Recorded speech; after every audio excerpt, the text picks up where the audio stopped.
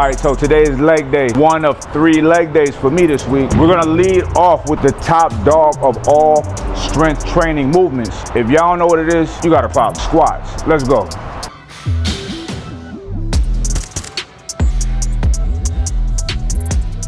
All right, look, no workout is a real workout for me without this right here. This is Kinetic. Kinetic is the world's first mushroom enhanced pre-workout. Imagine a powerful pre-workout and a powerful nootropic all blended together. When you're elevated, your mood is better, your energy levels are high, and the best part about it is you don't crash. It fades away later on in the day. That's what Kinetic is about. That's why we have mushrooms in here. These are not the magic mushrooms, so these are the mystical mushrooms in which they have adaptogens in it, and that helps you mitigate stress, right? It helps you relieve some of that anxiety, knock the edge off that you might have, and it puts you in a real good mood, right?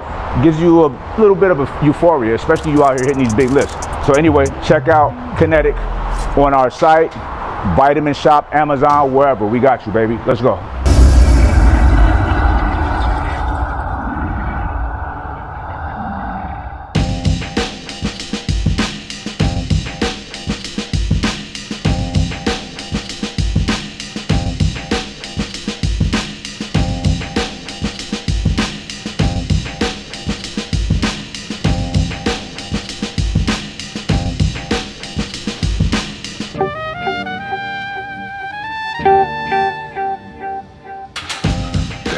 All right, so boom, we warmed up, 135, so we're gonna move on up. Now, as you can see, I'm not gonna go crazy with the reps. Unfortunately, I'm not going crazy with the reps, not for a strategy. It's because, you know, over the years, you would think that I would damage my knees by now, right? All of the squatting I do. No. I have damaged one of my knees, but it didn't come from squats. This is how shit always happen.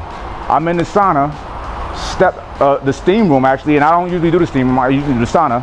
Stepped up on the ledge to sit down, and it was slippery, and I kind of slipped a little bit, and the knee went whap, whap, whap. I was like, ooh, that didn't feel too good, right? So ever since then, my knee is a little bit weird. So I'm still able to squat, and I'm able to squat heavy. For those of you who think that squatting is bad for your knees, you're absolutely wrong, right? I injured my knee doing something stupid, and I can still squat. If you go to any specialist, if you have to get knee surgery or whatever, you have an injury in your knee, you get it repaired, you know what they're gonna do for therapy? They're gonna have you squat, right? They're gonna start you out with no weights, but they're gonna have you squat. That's an extremely functional movement that everybody has to do, whether you realize it or not. When you go take a dump, you're taking a squat. When you're sitting down, you're taking a squat, and you're standing up. So anyway, you have to strengthen these muscles. So sitting in a squat the proper way is never bad for your knees. It's actually really good for your knees. All of the tendons and ligaments around it, it strengthens that as well. So anyway, all right, so we're gonna move up this progression. I'm being moderate on the reps because I don't wanna injure myself or just aggravate my knee at all. So let's get into it.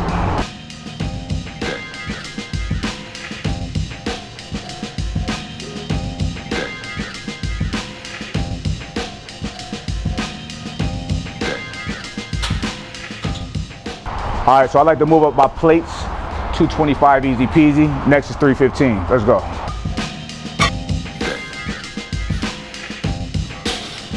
It's crazy. 315 is a benchmark for like strong. I don't care if it's a deadlift, if it's a bench press, if it's a squat. 315 is always that benchmark. One of the OGs told me a long time ago when I was young in the gym, if you could bench 275, you got knockout power, right? So that always stuck with me. So fellas, if y'all are benching 275, you can always knock somebody out. I don't care how big they are.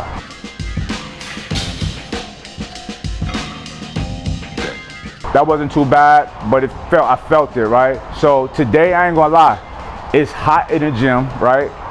I like that. I like training at hot gyms. However, I've been training in bougie gyms with mad AC. So it's taking a little bit of fight out of me, right? All of the sweat and whatnot. So let's see what 405 feel like.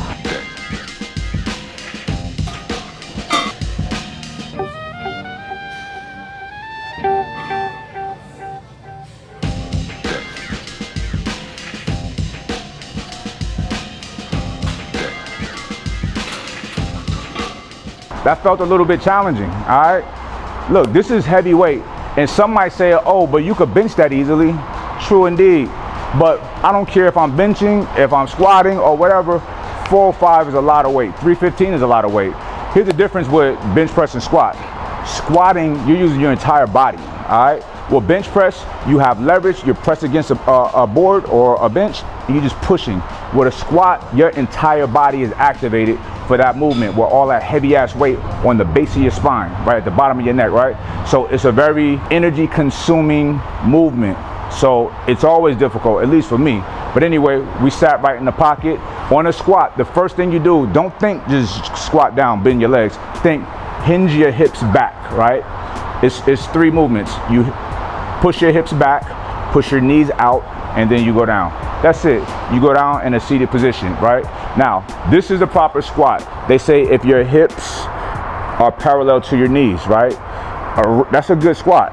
A really good squat is your hips is a little bit beneath your knees, okay?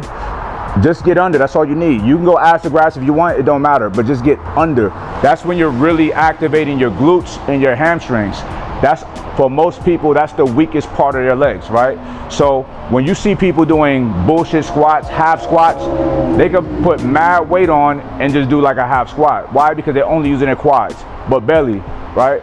But to really get strong with the squat, you gotta sit down in the pocket, all right? We're gonna do that on some later sets.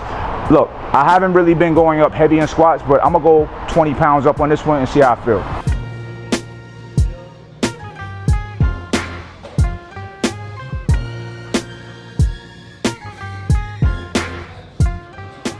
All right, that one, I ain't gonna lie, it made me a little bit lightheaded, but I had to bounce it off, right? I'm gonna give y'all a tip. When you're lifting heavy, you're slamming your central nervous system, all right? That's making you really strong, but it could take some of the fight out of you. So something I learned in boxing, whenever you get dazed, there's a lot of times that guys that get hit, get caught, and get dazed. However, a smart guy and a guy that's in shape, you're not gonna be able to tell, right? They got the wherewithal to like act like it ain't happened, to mask it like they're still good, all right? It does a couple things. It psychologically fucks with your opponent, like, damn, I hit him with that good ass shot and he's still here, right? It fucks with their head, and if you succumb to it and you show that you're hurt, they're gonna pounce on you and they're gonna fuck you up, right? But even if that's not the case, because we're just lifting weights now, I don't give in to that shit, you know what I'm saying? Because the moment you give into it, then you gotta sit down, you gotta quit the rest of your workout, and I'm not with none of that shit, all right? You shake that shit off like nothing, and guess what? You'll recover a lot faster. I always tell y'all, recover on your feet, all right? That's a strategy for life. I'm gonna drop the weight a little bit, and I'm gonna sit in pocket, and I'm gonna do what's called pause reps. These are fucking hard, all right? Not for the faint of heart. Let's go.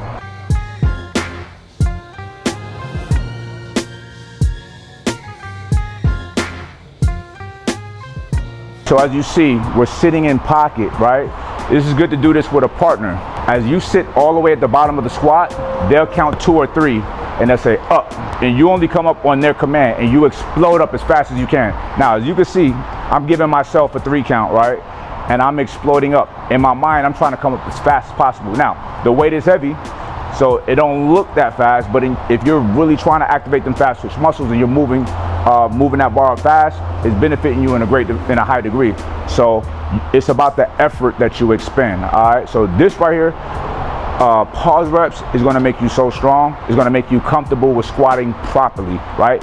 And pause reps is something that you can implement in everything, bench press, all of that shit, right? So pause reps is one of those tactics, those little intangibles that you add to your protocol to make you fucking formidable, to make you real strong, all right? All right, so look, we knocked that out. Now let's go on over to leg extensions to do some accessory work.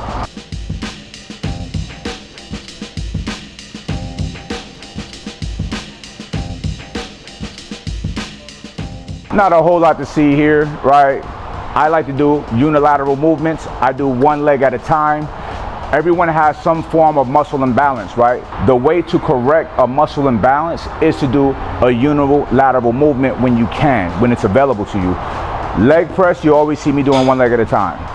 Leg extension, one leg at a time. Leg curls, one leg at a time, all right? So take your time and knock that shit out. Let's go.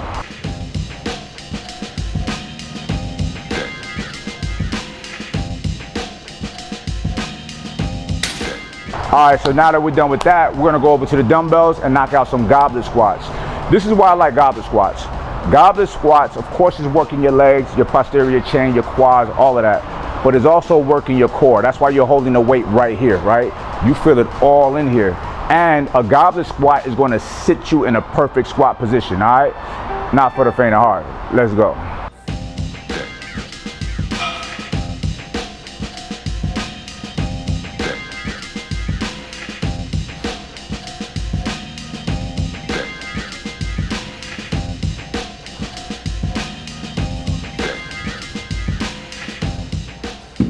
All right, that weight was kind of easy, so let's go up a little bit. Let's handle this.